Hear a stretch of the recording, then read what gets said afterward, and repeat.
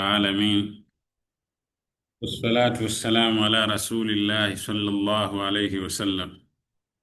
Alhamdulillah, tunamshukuru Allah subhanahu wa ta'ala kwa rehema zake na neema zake juu yetu.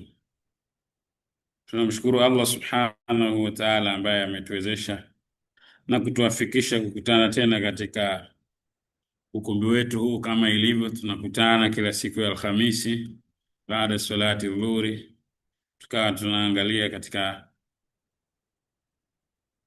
dini yetu yale ambayo tunaweza kukumbushana na kuelekezana kwa namna moja ama nyingine. Alhamdulillah, tunaendelea na kitabu chetu cha Al-Lu'lu' wal Marjan, na bado tupo katika mlango wa Kitabul Iman, akituelezea shekhe au akituwekea maelekezo ya Mtume sallallahu alaihi wasallama, maelekezo na nyanja mbalimbali zitakazowezesha kuimarisha imani zetu ziwe sawasawa, na ikipelekea mtu kuyumba basi anarudi katika mstari mara moja kwa kufuata mwongozo na mafundisho yake Mtume sallallahu alaihi wasallam. Tukiwa tunatokea mlango wa 52 hadithi ya 75 leo, babu makhafata almu'mini an yahbata amal. Mlango unaelezea wasiwasi ambao muumini anatakiwa kuwa nao akiogopea kubatulika amali zake. Masahaba ridwanullahi alaihim, ilikuwa inapoteremka aya au yanapokuja maelekezo au makemeo, basi kila mmoja anaona makemeo yale yanamhusu yeye, wala hazingatii kwamba tuko wengi au yeye ana ucha Mungu kiasi gani au kwa level yoyote ile alionayo. Basi kile anapokuja makemeo kwamba hili silo mlofanya, hivi sivyo, hivi itakiwi fanya hivi, basi kila mmoja anajirudi na kuona lile kosa linamhusu yeye. Hivi ndivyo walikuwa masahaba, kuanzia wale wakubwa kina Sayyidina Abubakar, kina Sayyidina Umar na wengine wote, utaona kila mmoja alikuwa katika sura ya namna hiyo. Katika hadithi hii tunaanza nayo 75 ilivyoteremka aya katika Qur'ani, katika suratul Hujurat, Allah subhanahu wa ta'ala akielezea kubatilika kwa amali za wale waliokuwa wanainua sauti mbele ya Mtume sallallahu alayhi wa alihi wasallam. Aya ikaelezea kwamba hao ulaika habitati a'malum, amali zao zimebatilika. Wale ambao alladhina yarfa'una aswatahum fawqa sauti an-nabii, waliokuwa wanainua sauti zao juu ya sauti ya Mtume sallallahu alaihi wasallam. Aya ikaja zile za makemeo na kwamba msifanye hivyo, la tarfa'u aswatakum fawqa sauti, msiinue sauti zenu mnapokuwa na Mtume sallallahu alaihi wasallam, mnapokwenda majumbani kwenu msubirieni mpaka atoke ndani, msipige zogo kumwita. Sasa masahaba kila mmoja alikuwa anajiona kwamba aya hii inamhusu yeye. Sasa hapa tuna sahaba anasimulia Anas bin Malik radhiyallahu anhu kwamba anna an-nabiy sallallahu alaihi wasallam iftaqadat Thabit bin Qais. Alikuwa anamtafuta Thabit bin Qais, anaona haonekani, mbona haji hapa msikitini siku hizi, imekwaje? Kwa hiyo ikawa anaulizia Mtume sallallahu alaihi wasallam kulikoni. Na moja ya swala za jamaa hizi uwepo kwake ni kujuana na kufahamiana kwa changamoto ambayo kila mmoja anamhusu.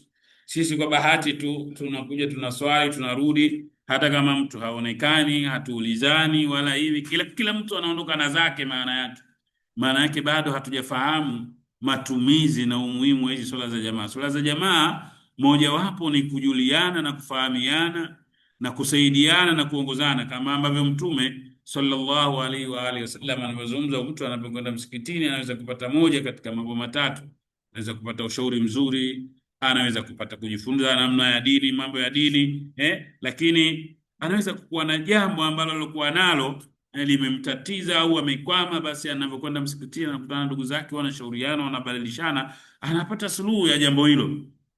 Kwa hiyo hii pia inatukumbusha na kuturudisha sasa katika mstari wa sawasawa tunavyokuja kuswali. Hata hapa unaweza kukaa hapa wiki mzima mtu umuone, unaona kawaida tu, mtu haonekani na hivi, hata kuchukua hatua kumuulizia, kumjulia hali, pengine mtu amelazwa, pengine mtu amepata ajali, pengine mtu amefikwa na janga hili. Lakini sasa kwa sababu hatuna nafasi hiyo, tunakuja na kutoka, basi tunakuwa hatujaitumia vizuri. Kwa hiyo hadithi pia inatukumbusha lazima tuchukue hatua katika sura za namna hiyo. Kwa hiyo Anas bin Malik radhiyallahu anhu anasema kwamba Mtume sallallahu alaihi wasallam alikuwa hamuoni Thabit bin Qais al-Ansari. Fakala rajulun, wakati Mtume sallallahu alaihi wasallam anauliza, akasema mmoja katika masahaba zake, ya Rasulullah, ewe Mtume wa Allah, ana a'lam laka ilmu, nipemi, ngoja nifuatilie, nitakuja kukujulisha habari zake. Kwa hiyo nifuatilie nijue kulikoni huyu bwana aje hapa msikitini, siku hizi haonekani, imekwaje? Faatahu, yule bwana akenda kumfuatilia bwana, fawajadahu jalisan fi baiti, akamkuta nyumbani kwake amekaa, mutanassika raasahu, munakisa raasahu, akiwa ameinamisha kichwa chake. Kumbe yule bwana amepata stress, maskini ya Mungu. Wakati mwingine pia hadithi inatukumbusha, unapata stress usikae peke yako, ni vizuri kujichanganya na jamii na watu na kukaa pamoja, kushauriana, kubadilishana. Huyu sahaba radhiallahu anhu alikuwa amepata stress, maskini ya Mungu, amekaa tu nyumbani kwake, amejikunja tu, mutanakisa rasahu, ameinamisha kichwa chake, amekaa anasikitika tu. Fakala lahu, yule bwana akamuuliza, masha anuka, kulikoni bwana, imekwaje, mbona hivi? Manake hata kumuuliza tu kwamba Mtume sallallahu alaihi wasallam anakutafuta alishindwa, maana yule mtu amekuta katika hali ngumu, ana huzuni, yani yupo katika mazingira ambayo mashaka matupu. Fakala Thabit bin Qais radhiyallahu anhu akasema, sharrun kana, nasemaje hapo? Fakala akasema, sharrun, sema bwana, mazingira yangu ni magumu, hali yangu ni mbaya mno, nipo katika mazingira magumu, nipo katika hali mbaya mno. Kwa sababu gani? Kana yarifau sautahu fawqa sauti nabii, kwa sababu alikuwa sauti yake anaiona iko juu. Sio kwamba alikuwa anaiona sauti yake iko juu akiongea na Mtume sallallahu alaihi wasallam, akiongea pale anaongea kwa sauti ya juu na hivi, na haya imeshateremka, la tarfa'u aswatakum fawqa sauti nabii. Sasa anasema bana, mimi ni fakad habita amalahu, amali zangu zimeshaharibika.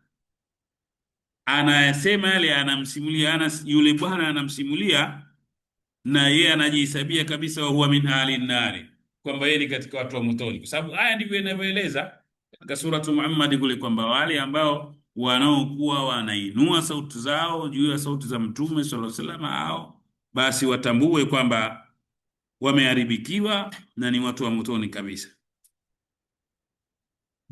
Faata rajulu nabiyya sallallahu alaihi wasallam, yule bwana akaja kwa Mtume sallallahu alaihi wasallam akamwambia, fa akhbarahu, akamsimulia, annahu qala kadha wa kadha, akamwambia Rasulullah, mimi nimekwenda bwana, nimemfuatilia Thabit bwana, nimekwenda katika hali ngumu kabisa, bisharrin hali. Faqala Musa, kasema Musa, ahadu ruwat, mmoja katika wapokezi wa hadithi hii, Mtume sallallahu alaihi wasallam, yule bwana akamwambia, hapana, hii aya haimhusu yeye, sio katika sura ya namna hiyo, rudi, hebu nenda kamalize vizuri. Sasa hadithi imekwenda kwa ufupi, kasema mmoja katika wapokezi anasema, faraja ilayhi almarrata alakhirah, yule bwana akarudi tena kwa mara nyingine kwa Thabit, bisharatan adhima, na bishara kubwa kabisa. Fakala, akamwambia, idhhab, bwana wewe, hebu jishughulishe, usikae, toka ndani, usikae ndani humu. Mtume sallallahu alaihi wasallam anamwambia, nenda kamwambie, fakullahu innaka lasta min ahli nari walakinnaka min ahli janna, wewe si katika watu wa motoni, hii haikuhusu wewe, sio. Naona maswahaba walivyokuwa wanatizama na wanapokea mafundisho, wala hawasemi tuko wengi bwana, hii hainihusu mimi bwana. Ikiteremka aya Mtume sallallahu alaihi wasallam akiwa anakemea, basi kila mmoja anakuwa kimya kabisa, na kila mmoja anajiona kwa vyovyote vile hili jambo mimi linanihusu, na likiteremka jambo la khairi anajiona yeye yuko mbali kabisa, ikibashiriwa ikifanya hivi, anajiona yeye yuko mbali sana na jambo hilo, siye kabisa ahusiki katika sura ya namna hiyo. Kwa hiyo Mtume swalla sallam akamwambia, nenda kamwambie Thabiti aendelee na shughuli zake na harakati zake, na wala yeye aya hii haimuhusu katika sura ya namna hiyo. Kwa hiyo hiyo ni hadithi tuliyokuwa tumeanza nayo.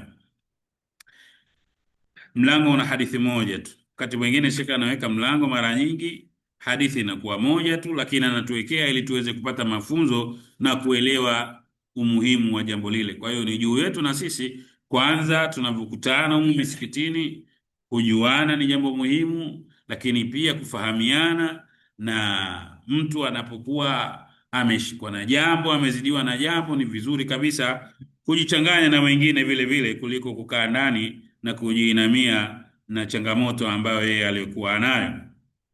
Babu hal yuakhadhu bi a'mali jahiliya, je, watu wanaweza kaadhibiwa kwa makosa kutokana na vitendo walivyovifanya kabla bado hawajasilimu? Swali hili lilikuja miongoni mwa masahaba, maana masahaba wengine Uislamu umewakuta wakiwa watu wazima tayari wameshajichanganya katika mambo mbalimbali ya kijamii ambayo waliokuwepo katika harakati zao.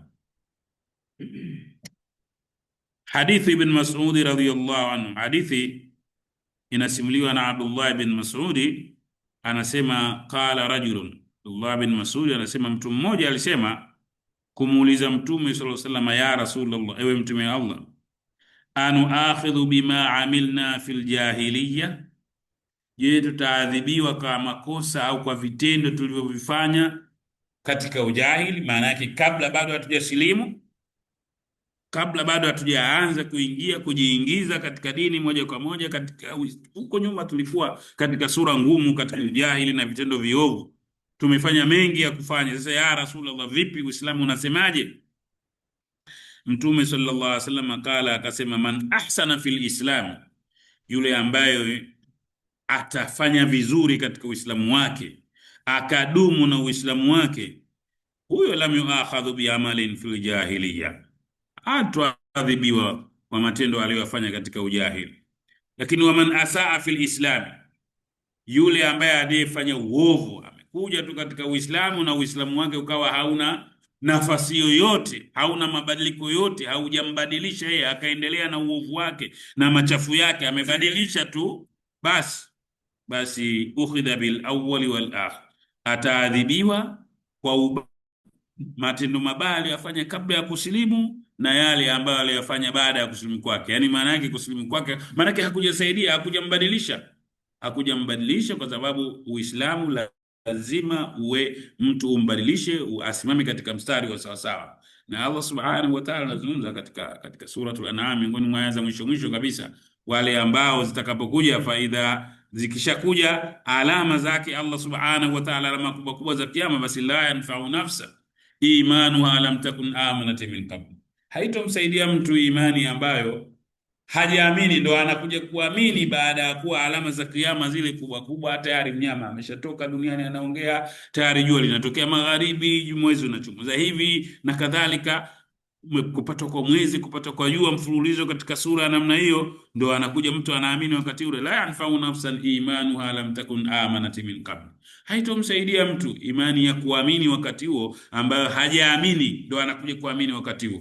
Huyu mtu wa kwanza hatanufaika.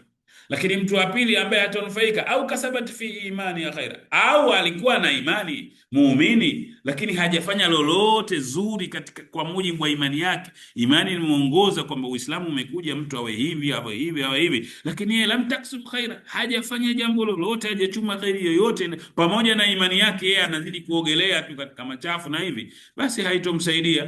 Ndicho anachokielezea Mtume sallallahu alaihi wasallam kuhusu yule bwana aliyeuliza kwamba katika kipindi cha ujahili huko watu tulijimwaga kwa sababu hatakuwa na mipaka, je, tutaadhibiwa? Sasa Mtume sallallahu alaihi wasallam akaona asitoe jibu la moja tu kwamba amjibu kule tu, akajibu kwamba inategemea wewe baada ya kuja kwako katika Uislamu kwako umekaa vipi. Uislamu wako umekusaidia? Uislamu unamsaidia mtu ni yule ambaye anafanyia kazi na kufuata mwongozo kama ambavyo Allah subhanahu wa ta'ala amekuja. Na hapo utaona anasema innal ladhina qalu rabbuna Allah thumma istaqamu, sio tu kumwamini Allah subhanahu wa ta'ala kisha istikama akawa nayo katika dini, akashika msimamo na mafundisho na miongozo ya sawasawa katika dini, huyo mtu ndo atakuwa katika sura ya sawasawa. Lakini pia katika sura hiyo hiyo Sheikh ameweka mlango mwingine na anaielezea katika riwaya nyingine inayosimulia kwamba babu kauni alislam yahdu ma qablahu wa kadha alhijrat walhajj, kwamba Uislamu unavunja yale yaliyopita. Lakini unavunja vipi? Ndio Mtume SAW hapa hadithi ya juu imeshafafanua kwamba kuvunja kwake yaliyopita ni yule ambaye alikuwa amesimama sawa sawa.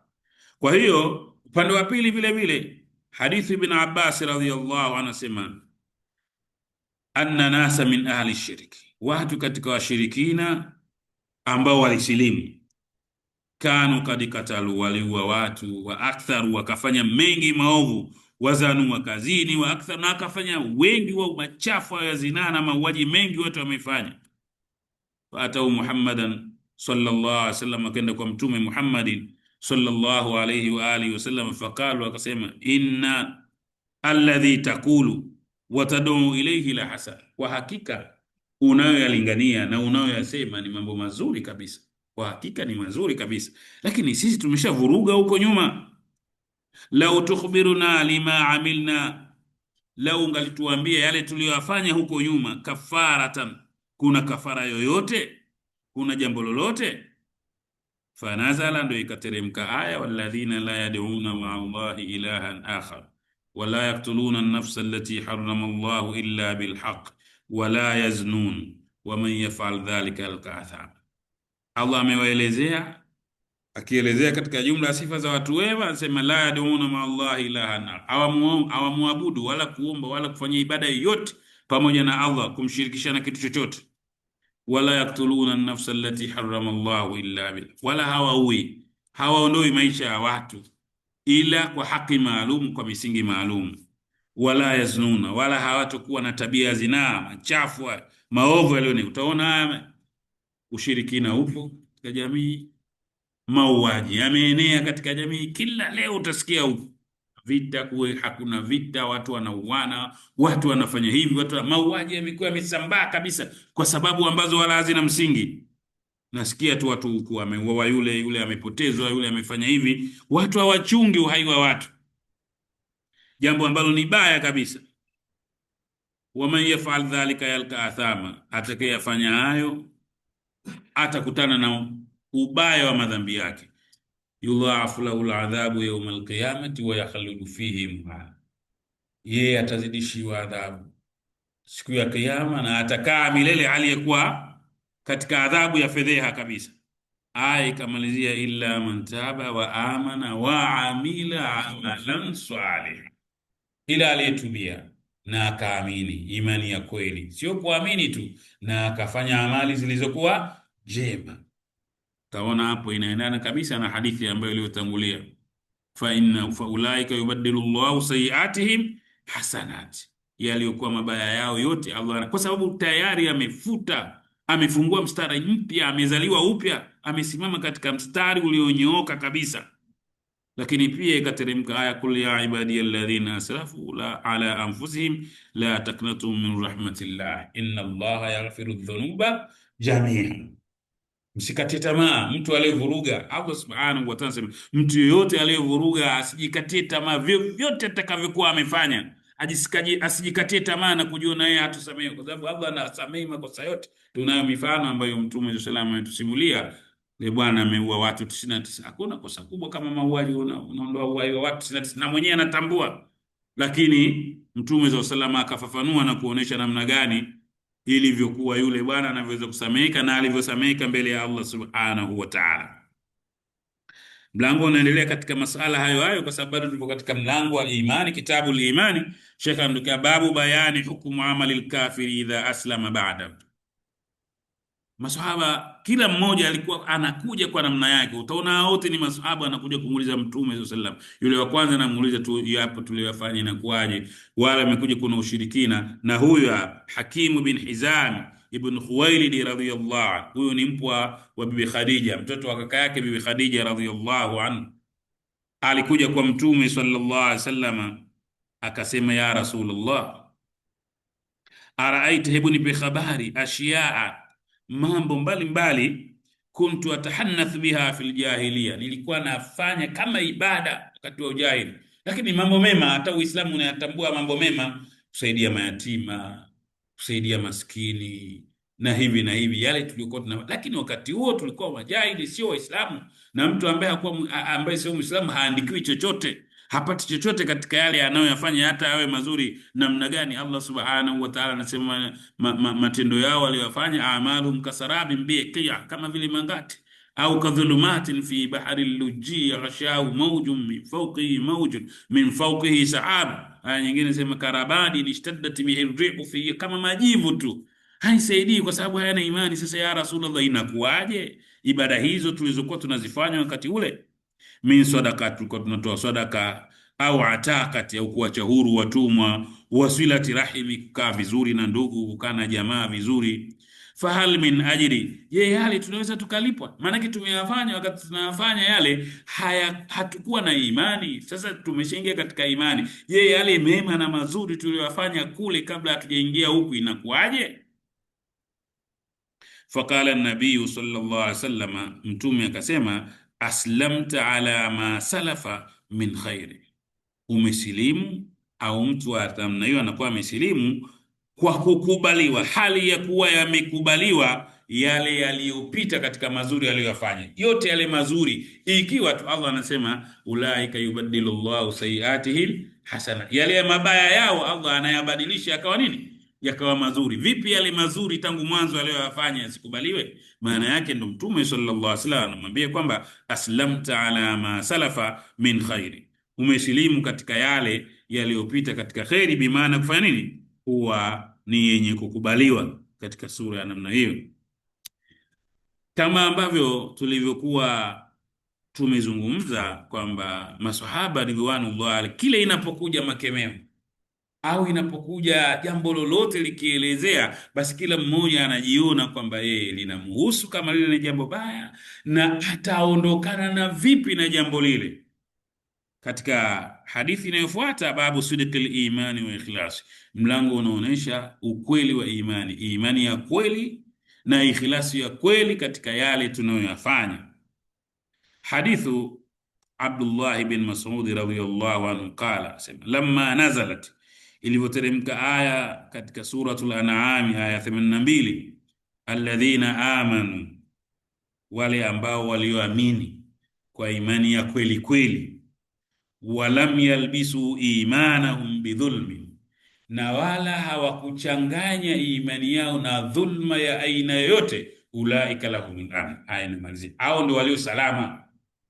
Vinginevyo mwingine yote mwingine atakayekuwa kinyume cha hivyo hayuko salama mbele ya Allah subhanahu wa ta'ala. Aya hii ilivyoteremka, Abdullah bin Mas'ud radhiyallahu anhu anasema, shakka dhalika ala almuslimin, likawawea zito mno jambo hili kwa Waislamu. Maanake wakawa wanajitambua, fakao akasema, ya Rasulullah, ayuna la yadhlimu nafsahu, nani ambaye hajidhulumu mwenyewe? Mangapi kujidhulumu mwenyewe mtu, achilia maana la yadhlimu nafsahu, hatekelezi, afanye wajibu wake namna unavyotakiwa, anakuja kuswali amechelewa, hakai vizuri, anafanya madogo, yani ala kulli hali.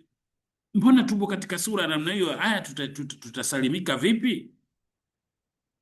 Qala, Mtume sallallahu alaihi wasallam asema, laisa dhaka, mambo hayako hivyo, sio tafsiri yake hiyo.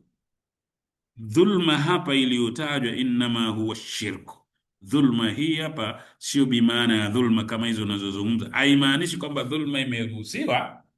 Mtume sallallahu alaihi wasallam anafafanua kwamba hii aya haizungumzii kwamba dhulma katika sura hiyo. Hapa anaifafanua Mtume sallallahu alaihi wasallam kwamba dhulma iliyotajwa hapa bimaana ya shirki. Shirki ni sehemu ya dhulma, kama ambavyo dhulma pia ni sehemu ya shirki. Dhulma shirki ni sehemu ya dhulma. Kwa hiyo akasema Mtume sallallahu alaihi wasallam, alam tasma'u ma qala Luqman libnihi wa huwa yaidhu, we hukujasikia aliyosema Luqman alayhi salam wakati anamuonya, anamuongoza na kumwelekeza kijana wake? Katika ukiangalia tukio la Luqman rahmatullahi alayhi, pia ni jambo ambalo linatufundisha lazima tukae na watoto wetu na familia zetu, tukae nao kwa kuwaongoza na kuwaelekeza na kuwakumbusha.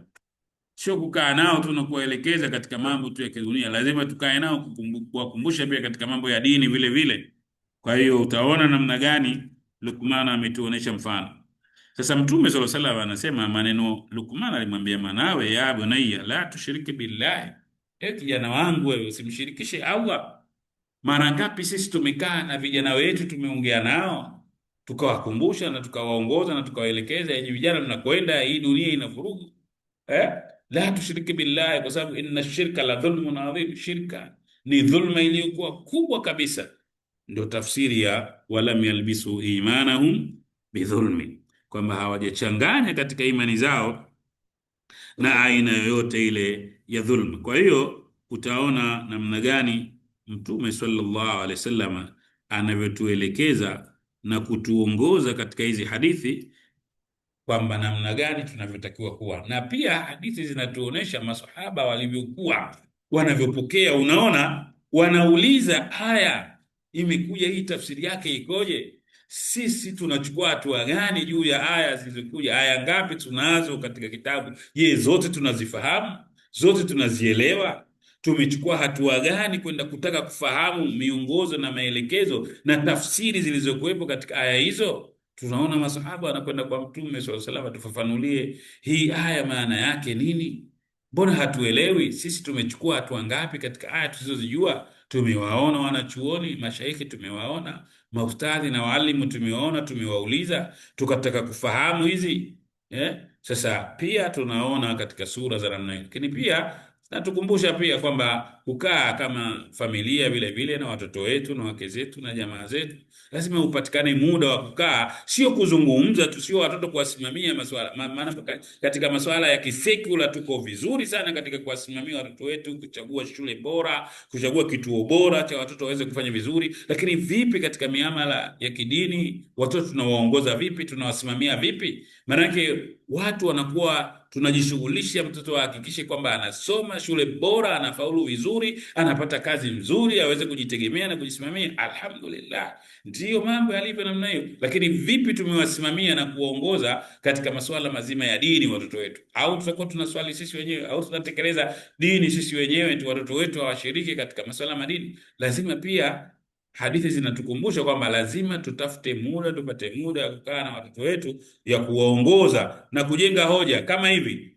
Luqman alikuwa anajenga hoja kwa mwanawe, anamwambia kijana, ukifanya hivi inna Allah hapendi, inna Allah la yuhibbu kulla mukhtalin fakhur, hapendi. Utaona wosia wa Luqman ukiufuata, nafasi yake kubwa, unamuongoza katika dini, unamuongoza kama ambavyo dini ndivyo inavyoongoza na kutaka watu waishi katika jamii katika namna bora. Basi pia na Luqman anamuongoza kijana wake namna gani ya kukaa na jamii, kukaa na watu. Wala tusairi khaddaka linnas wala tamshi fil ardi marha, usitembee kwa maringo, usijidai, usiwadharau watu, usiwakejeli watu, kwa sababu hayo yote Allah subhanahu wa ta'ala afanye nini? Hayapendi. Sasa unaona namna gani tunavyopata mifano ya namna hiyo inayotuelekeza na kututaka sisi kae na familia zetu na watoto zetu.